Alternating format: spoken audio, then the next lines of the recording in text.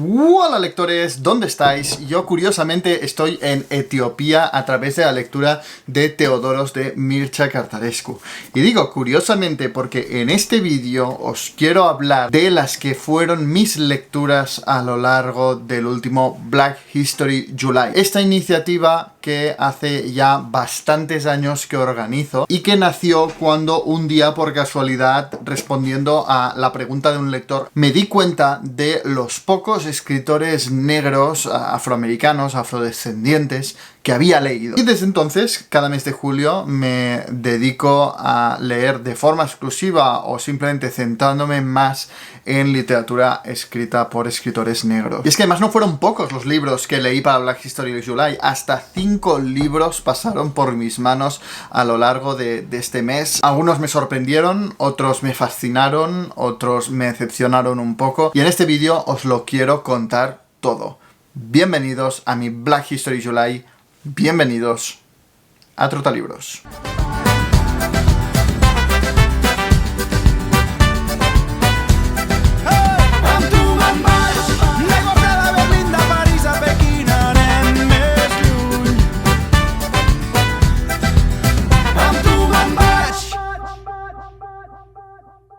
Antes de pasar al resumen de mis lecturas para Black History July, no puedo dejar de hablaros de un libro que después de muchísimo esfuerzo y de intentarlo durante mucho tiempo he conseguido publicar en catalán, de cara también al Black History July, que no es otro que L'habitació d'en Giovanni de James Baldwin, el libro con el que me ha acompañado en castellano Sexto Piso. Os pondré su cubierta por aquí. Bueno, los que hace tiempo que me seguís por aquí sabréis lo especial que ha sido para mí conseguir los derechos para poder publicar por primera vez en catalán este ya clásico de la literatura afroamericana y LGTB. Os dejaré por aquí arriba el vídeo que hice en marzo del año 2019 cuando estaba estudiando edición en Londres. Estaba lejos de soñar con tener algún día mi propia editorial. Lo fascinado que me dejó este libro que descubrí por casualidad en una mesa con novelas breves fascinantes en Waterstones. Lo elegí sin leer la sinopsis, me llamó la atención el título, L'habitació d'en Giovanni, y recuerdo irlo leyendo por las calles de Londres absolutamente fascinado por esta historia que de verdad es de estas que no da un respiro al lector, que te hace sufrir muchísimo. James Baldwin os diría que es el escritor afroamericano más importante de la historia. Fue para la literatura lo que Nina Simone para la música o Martin Luther King para el activismo político. Nacido en el barrio marginal de Harlem, siendo además hijo ilegítimo, nunca conoció a su padre. De hecho, la figura que le hizo de padre fue su padrastro. James Baldwin es de estos escritores que tuvo que luchar muchísimo para abrirse camino y escribiría verdaderas obras maestras, siendo referente para escritoras posteriores como Toni Morrison. Para los Estados Unidos de la Guerra Fría, James Baldwin representaba todo aquello que aborrecían o que consideraban que era el mal de los Estados Unidos. Y es que James Baldwin era negro, era homosexual y era rojo, era de izquierdas, era activista. Dentro de toda su obra, L'habitació d'en Giovanni, que fue el libro que le dio reconocimiento, es un poco un rara avis, y es que en todos sus libros James Baldwin aborda muchísimo el tema del racismo en los Estados Unidos, que por cierto Capitán Swing nos ha acompañado publicando uno de sus ensayos fundamentales, que es La próxima vez el fuego, que es increíble, este ensayo sobre el racismo en los Estados Unidos. Pero en todos sus libros, ¿no? Por ejemplo, en el Blues de Beale Street, que también tenéis reseña, aborda siempre los prejuicios racistas y la injusta situación en la que se encontraban los afroamericanos en los Estados Unidos de la época. Pues bien, siendo esta su línea principal, L'habitació d'en Giovanni es una excepción, y es que él mismo dijo que no podía afrontar dos injusticias tan grandes como lo eran el racismo y la homofobia a la vez. Así que L'habitació d'en Giovanni es el único libro de James Baldwin protagonizado por personas blancas. Aquí no aborda el racismo, sino simplemente la homofobia, además la homofobia interiorizada, ¿no? Su protagonista es David, un hombre que está esperando en el París de los años 50 el regreso de su novia, a quien le pidió en matrimonio, y ella, que se llama Hela, le pidió tiempo, se iba a marchar a un viaje por España y a la vuelta le daría su respuesta respuesta a la proposición. Y mientras David está esperando su regreso y esta respuesta en París, conoce a Giovanni, un camarero italiano por quien inmediatamente siente una gran atracción. Giovanni y David empiezan enseguida un tórrido y clandestino romance que estará siempre bajo la sombra de la amenaza del regreso de Hela. Y llegado ese momento, David tendrá que elegir si seguir sus sentimientos, todo esto que siente por Giovanni, o va a seguir el camino que todo el mundo espera de él. Con menos de 200 páginas, James Baldwin es capaz de dibujar unos personajes súper complejos y reflejar la homofobia, pero especialmente la homofobia interiorizada. Este autoodio que siente el protagonista en todo momento, ese autorrechazo, ese sentirse un monstruo, un gusano. Digamos que James Baldwin hace en La habitación Giovanni en cuanto a la homofobia lo que Toni Morrison más adelante haría con el racismo en Ojos Azules, de la que también os he hablado en este canal y que a través de una niña transmite todo ese autoodio, todo ese racismo interiorizado. Es realmente una novela impresionante que ya podéis disfrutar en una nueva traducción en castellano en esta edición de Sexto Piso y en catalán en la traducción de la maravillosa Dolors Udina, que me moría de ganas de trabajar con ella porque es una de mis traductoras favoritas. Y un postfacio de Garth Greenwell, un novelista que me encanta y que escribió un artículo, un ensayo sobre su historia personal y el impacto que tuvo el descubrimiento de La habitación Giovanni en su vida. Una historia personal que a mí me emocionó y que él tuvo la bondad de cederme los derechos para incluirlo en esta edición, la primera en catalán. Dicho esto, pasamos ya a las que fueron mis lecturas para este Black History July. La primera no fue otra que Los árboles de Percival Everett, publicado por Deconatus. Un libro que hacía tiempo que tenía en el radar por las muchas veces que me la había recomendado José Carlos Rodrigo en nuestro podcast El Café de Mendel. Y la verdad es que este libro me impresionó por lo original que es y por la habilidad de Percival Everett de combinar diferentes elementos que a mí a priori me parecen incompatibles. Y no solo hacerlo, sino hacer que funcione. La verdad es que cada vez veo más el nombre de Percival Everett en reconocidos premios anglosajones, como pasó antes con Colson Whitehead. Recientemente su novela James ha sido finalista del Pulitzer y de hecho Los árboles fue finalista del Booker. Los árboles es una especie de noir de gótico sur ambientado en los tiempos actuales en un pequeño pueblo del sur de los Estados Unidos de Mississippi llamado Money, y la historia arranca cuando se empiezan a cometer una serie de asesinatos que comparten ciertas características. Por un lado, que las víctimas siempre son personas blancas. En segundo lugar, que las víctimas son degolladas y sus testículos son extirpados. Y en tercer lugar, que estos testículos son hallados en la mano de otro cadáver, de otro cuerpo, de una persona negra apaleada, que siempre aparece al lado de la víctima y que poco después de ser hallado desaparece por arte de magia. A medida que va avanzando la lectura y que avanzan también las torpes investigaciones de la policía local primero y de la policía federal después, que se implica en el caso porque se va sucediendo un asesinato tras otro, como lector te vas dando cuenta de que todo lo que está ocurriendo tiene algo que ver con los famosos sucesos que tuvieron lugar en ese pueblo en el año 1955, cuando tuvo lugar el terrible linchamiento de Emmett Till, un adolescente de color que fue acusado de coquetear con una mujer blanca y con esta excusa fue apaleado hasta morir. Es un caso muy famoso y muy importante en el movimiento de derechos civiles porque impactó muchísimo a todos los Estados Unidos. Además, su familia se negó a tapar su cuerpo durante el funeral. Todo el mundo pudo ver el estado del cuerpo linchado de Emmett Till hasta su entierro. Y bueno, de hecho, el famoso discurso de Martin Luther King de I Have a Dream fue por el aniversario del linchamiento de Emmett Till. O sea, para que veáis la importancia del caso, ¿no? en este movimiento contra el racismo. Y poco a poco vas viendo que estos asesinatos no son aleatorios, sino que son a personas que estuvieron implicadas de alguna manera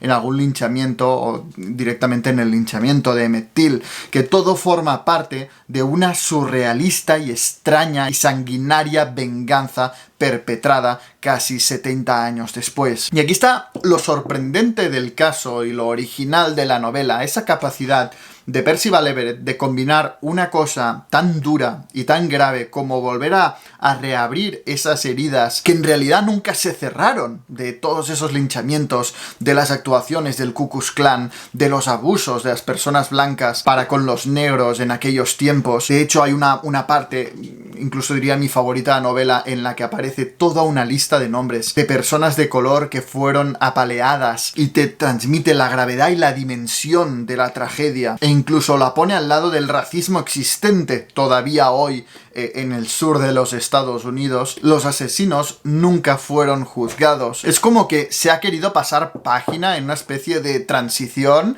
en la que se ha perdonado todo, pero es que además las personas responsables de esos linchamientos, las personas que estuvieron en el Ku Klux Klan, esas mismas personas a día de hoy son padres de familia, son votantes de Donald Trump y no han dejado de ser racistas por arte de magia. Es como que todo se ha dejado atrás, pero en realidad nada ha cambiado. Pues bien, Percival Everett tiene la gran capacidad, la gran habilidad de combinar todo esto con un retrato casi diría cómico de este racismo, retratando a muchos blancos sureños, a esos votantes de Trump, a esos racistas, como personajes grotescos, extravagantes, verdaderos paletos. Y esto se ve sobre todo en el retrato de las personas blancas de Money, de cómo reaccionan a estos asesinatos, de las mismas víctimas, así como a través de la policía local. Esos dos policías que parecen personajes de Pulp Fiction por sus conversaciones y por sus reflexiones mientras investigan el caso. Y el resultado de combinar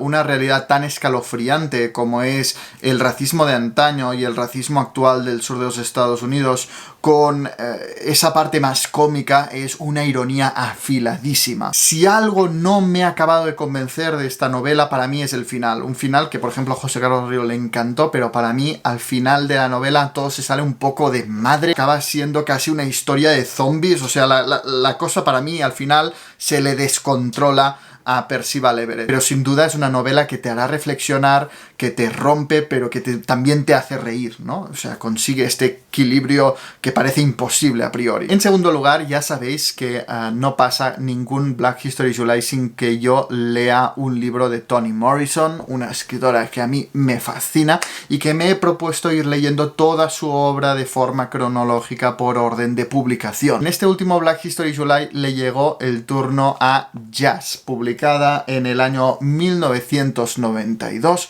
Esta fue la última novela que publicó Toni Morrison antes de ganar el Premio Nobel de Literatura. Y es a la vez la segunda parte de la que se conoce como su trilogía dantesca, que empieza con Beloved, que viene a representar el infierno, sigue con Jazz, que viene a representar el purgatorio, y acaba con Paraíso, que viene a representar, pues esto, el paraíso. A través de esta trilogía dantesca, Toni Morrison se propuso repasar las heridas de la esclavitud en esos descendientes que ya conocieron la libertad y aún así, en libertad, seguían encadenados por ese pasado de esclavitud. Y si en su obra más conocida, Beloved, aborda la relación materno-filial, en Jazz aborda la relación sentimental y cómo se desarrolla entre negros libres con ese pasado esclavista. Como ocurre con las novelas de Javier Marías, las de Toni Morrison parecen apoyarse en un principio. Es como que Toni Morrison se trabaja muchísimo un principio, el primer capítulo, tanto a nivel de forma como de voz, como de trama, y a partir de ahí desarrolla toda la novela, pero el principio en sus novelas lo son todo. Y en Jazz es un principio apoteósico, cuando Violet irrumpe en el funeral de la joven amante de su marido, asesinada, por cierto, por su mismo marido, y delante de todo el público, delante incluso de la familia de Dorcas, histérica, desesperada, se pone a apuñalar el cuerpo inerte de Dorcas. Con este principio tan impactante, tan fuerte. Toni Morrison expande la historia por todos lados, explorando de forma especial la trama principal, es la del triángulo amoroso que se forma entre Violet, la protagonista, una estilista, su marido Joe, un vendedor de cosméticos, y su joven amante, Dorcas. Toni Morrison se remonta al pasado para entender ese triángulo amoroso, pero también a los hechos posteriores a ese accidentado funeral, para ver cómo queda el matrimonio entre Joe y Violet después de ese asesinato y de ese funeral, y de la extraña amistad que nace entre la misma Violet y la tía de Dorcas. Pero por si fuera poco, el misterioso narrador, que es como la voz de alguien que recorre las calles de la ciudad de Nueva York, sus plazas, y se intenta enterar de todo lo relacionado con esta historia sobre Violet, Joe y Dorcas, también escala sus raíces, adentrándonos en la historia de sus ancestros, que muchas veces explican mucho de la personalidad de estos tres personajes, como la historia de sus ancestros, esclavos todos ellos, condicionan y determinan la personalidad y el destino de todos ellos. Y hablando de jazz y por qué es Toni Morrison, uno no se puede limitar a hablar de la trama, de lo que ocurre en la historia, porque en las novelas de Toni Morrison la forma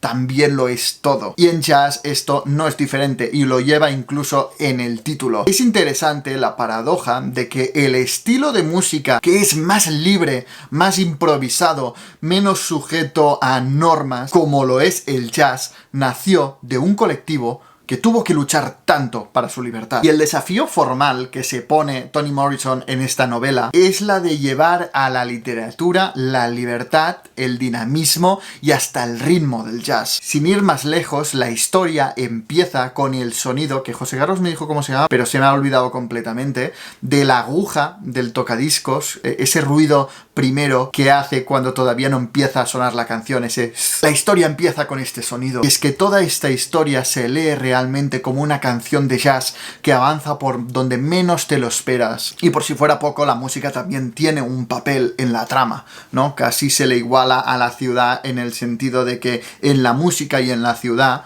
los protagonistas encuentran una libertad, una posibilidad por primera vez en su vida de romper con la estricta moralidad y con todas las normas sociales que los oprimen, ¿no? Y para muchos, por ejemplo, para la tía de Dorcas, está en la música y en la ciudad el mal, el vicio y, en fin, la muerte de las buenas costumbres. Pero bueno, no me quiero alargar mucho con jazz porque estoy seguro de que voy a hacer una reseña, como lo he hecho con todas las novelas de Toni Morrison, de este libro que, como siempre, es breve, no alcanza las 250 páginas, pero es de las que me han gustado de Toni Morrison, la verdad. Ahora tengo miedo de cómo serán las novelas post Premio Nobel de Literatura, porque son pocos los escritores que han seguido destacando y abriendo nuevos caminos en la literatura después de recibir este prestigioso galardón, ¿no? Que tiene la fama de ser casi el premio de jubilación, ¿no? De ya nos has dado todo lo que nos podías dar, te damos este premio y te jubilamos. A ver cómo es en el caso de Toni Morrison. Tengo ganas de descubrirlo. Tanto disfruté la lectura de jazz que cuando terminé me quedé con ganas de más Toni Morrison. Así que improvisé una lectura que no tenía planificada, que no tenía planeada para este Black History July, que fue además el regalo de un buen amigo de Londres, que me regaló el único relato que escribió Toni Morrison. O sea, la obra de Toni Morrison se compone de novelas y de un solo relato, cuyo título original es Recitative y que en castellano lo han traducido como Las dos amigas, un recitativo. Publicado en el año 1983, el único relato de Toni Morrison se equipara a sus novelas en cuanto a muchas de las características que os acabo de mencionar hablando de jazz, que es esa capacidad suya de abordar temas quizá bastante manidos en literatura, pero de una forma originalísima por un desafío formal que se impone la propia autora. Las dos amigas es exactamente esto. Y es que Toni Morrison no necesita más de 40 páginas para presentarnos la historia de una amistad entre dos mujeres a través del tiempo, a través de toda una vida. A mí Recitative me recordó a una de mis novelas favoritas de Toni Morrison, Sula, que también habla de la historia de amistad entre dos mujeres a través del tiempo, o de libros como la tetralogía de Nápoles de Elena Ferrante, ¿no? Esa historia de dos niñas que se conocen en la infancia y cuyas circunstancias a través de la vida, pues hay momentos que se separan, hay momentos que conectan otra vez y se van siguiendo en la vida y en los diferentes destinos que les aguarda a las dos mujeres, ¿no? Pues bien, en este caso las protagonistas son Twyla y Roberta,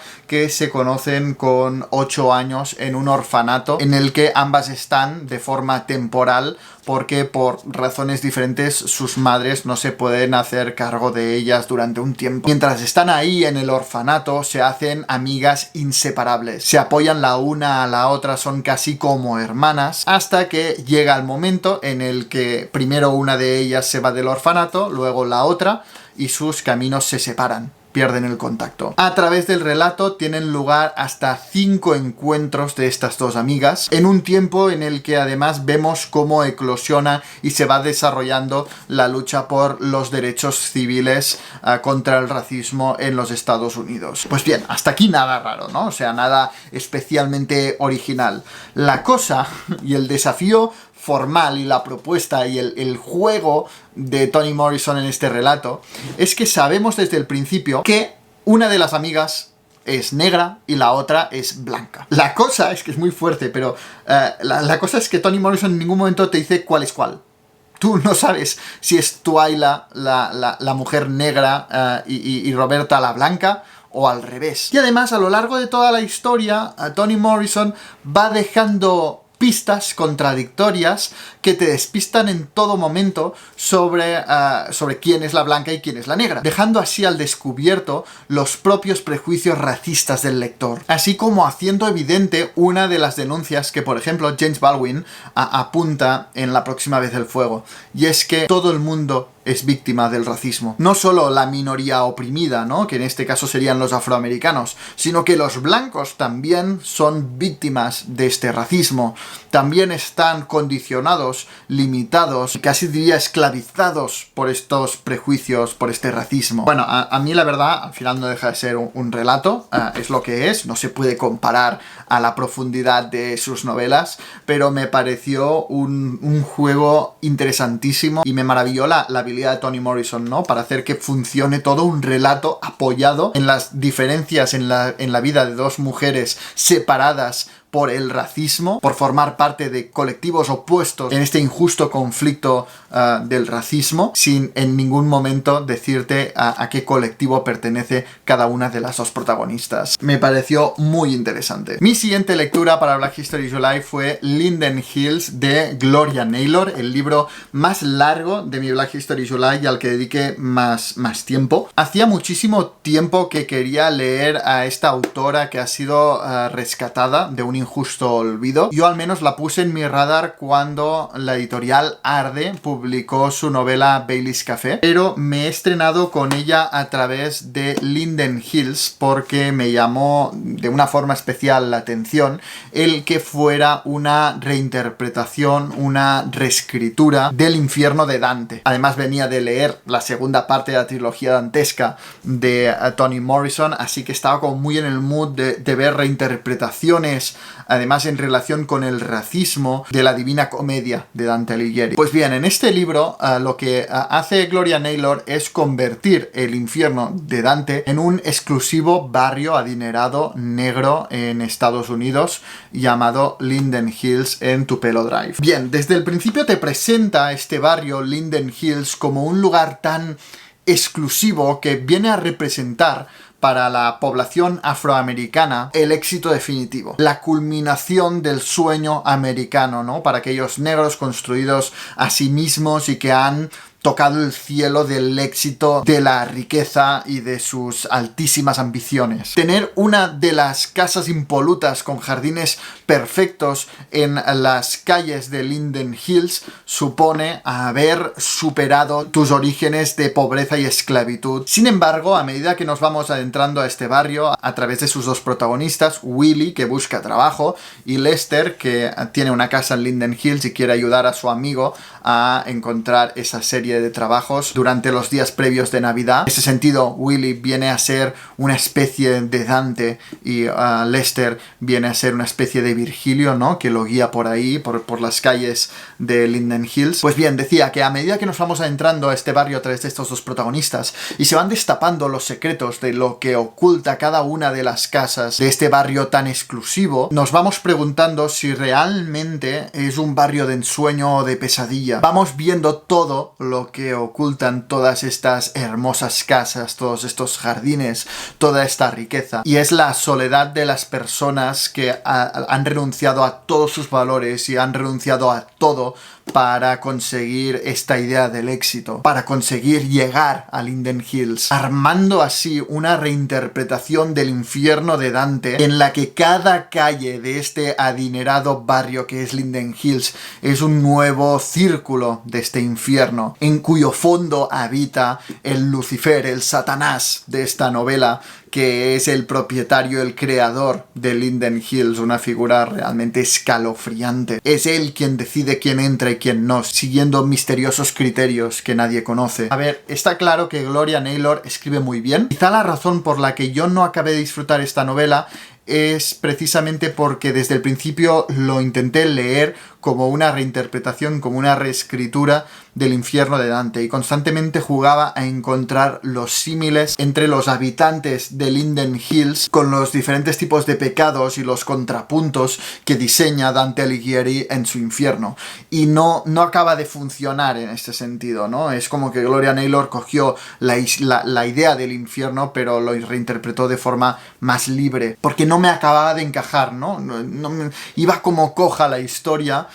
Y la verdad es que al final tuve que esforzarme para seguir leyendo y acabar la lectura porque se me hacía un tanto repetitivo y al final encontraba pocos alicientes para seguir la historia algo lineal de Lester y Willy. Además, la mayoría de sus personajes me parecían muy planos, muy desconectados los unos de los otros, sin demasiado rumbo, muy arquetípicos. Gloria Naylor escribe bien, pero creo que no acabó de conseguir lo que se proponía con la escritura de Linden Hills. Sin embargo, si os llama la atención esta reinterpretación del infierno, queriendo retratar todo lo que esconde el éxito de algunos afroamericanos que quisieron emular la idea de éxito de los blancos, este libro es una muy buena opción, porque por mucho que no me ha acabado de convencer, me he quedado con muchísimas ganas de leer Bailey's Café. A ver si lo leo en un próximo Black History July. Y mi última lectura para Black History July fue Termiteros en la Sabana, de Chinua Achebe, que fue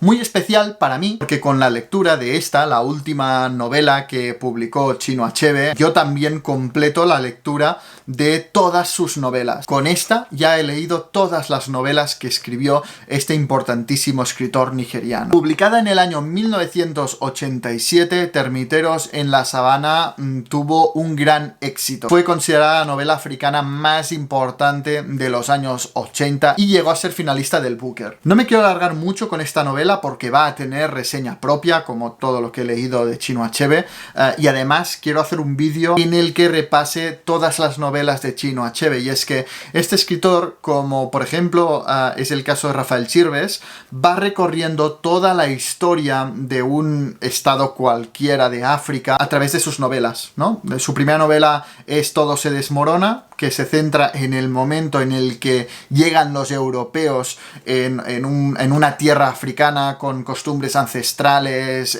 y nativas, y con cada una de sus novelas va añadiendo un episodio más en la historia de este estado africano que, aunque ficticio, su historia no tiene nada de ficticia, porque podría ser perfectamente la historia de Nigeria. Y en este sentido, Termiteros en la Sabana supone el último capítulo que representa el momento histórico que vivió el propio Chinua Achebe mientras lo escribía, que es el de una despiadada dictadura militar. Termiteros en la Sabana se ambienta en el imaginario estado africano de Kangan, un país que después de conseguir su independencia justicia, la democracia corrompida, que por cierto retrata Chinua Achebe en Un hombre del pueblo, fue el campo de cultivo perfecto para un golpe de estado y la posterior instauración de una dictadura militar. Como ya hizo en Un hombre del pueblo, en Termiteros de la Sabana, Chinua Achebe, lejos de llevarnos a la sensación del pueblo desde abajo,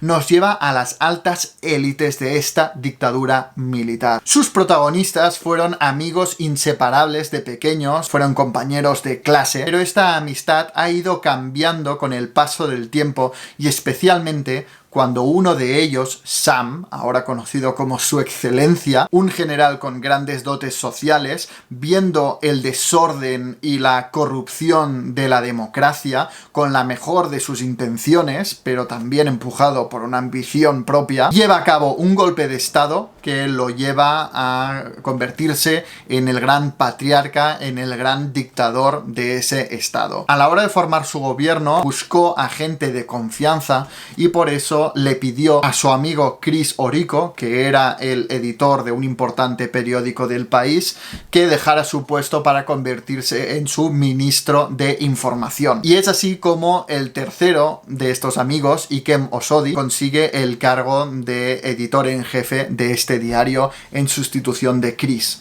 que entra en el gobierno. Esto que os he contado tiene lugar mucho tiempo atrás de los hechos que se narran en Termiteros de la Sabana, y es que esta historia arranca cuando Sam, el patriarca, el dictador, ha dejado de ser ese Sam que, aunque todas las dictaduras son reprobables, alcanzó el poder con la mejor de las intenciones para imponer orden, para acabar con la corrupción, casi pensándolo de una forma temporal, ¿no? Para poner orden, retirarse y reinstaurar la democracia. Ha dejado de ser ese Sam. Ahora el poder ha corrompido a ese dictador que se está convirtiendo en un monstruo por el miedo de ser derrocado, de lo que él interpreta como desagradecimiento del pueblo. Sam se va aislando en sí mismo, en ese miedo, en el lujo, se va rodeando de aduladores y se va convirtiendo en un monstruo despiadado. Chris, que es su ministro de información, cada vez se siente más alejado de él, siente incluso como los aduladores llevan a Sam a desconfiar de Chris, y a la vez el más crítico de todos es Ikem Osodi, que desde el diario se muestra